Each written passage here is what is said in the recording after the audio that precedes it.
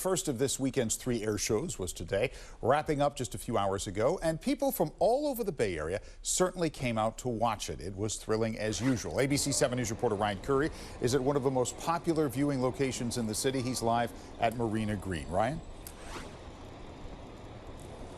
Yeah, thrilling is a really great way to put it, Dan. A lot of people were out here at the marina embracing those warm conditions to get a good view of the Blue Angels, which just wrapped up about an hour ago. Resilient San Franciscans were not going to let the heat stop them, as many hugged the Bay shoreline to get a good view of another jaw-dropping display from the Blue Angels.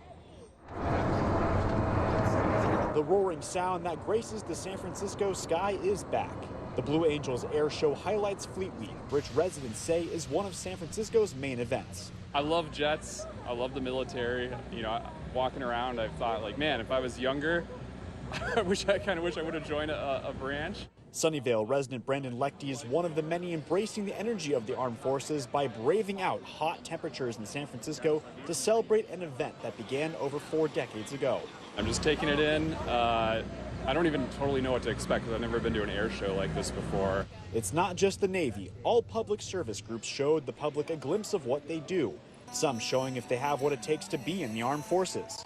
Children sat inside plane cockpits, others learned life-saving measures like CPR, and some toured a mobile hospital put up by the Marines. The fact that we can come out here and do this and tell our story and just participate in this great event as our sea service is with the Coast Guard and the Navy, it's really special for us.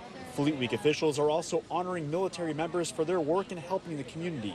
At Friday's ceremony, they are acknowledging Christopher Cox, a Navy member who helped somebody who has been a victim of a stabbing earlier in the year in San Diego. There was a gentleman that was just bleeding out on the sidewalk, and so I went over to his aid, and he was bleeding pretty badly. So I provided medical care. Following his honoring is when the air show began, all leading to the big event of the day, the Blue Angels. It kind of feels like a movie, honestly. When I think of jets in the Golden Gate, I just think of, like, you know, Godzilla or some type of movie where jets are flying around. So I think that's what I'm most excited for, is to just experience that in real life.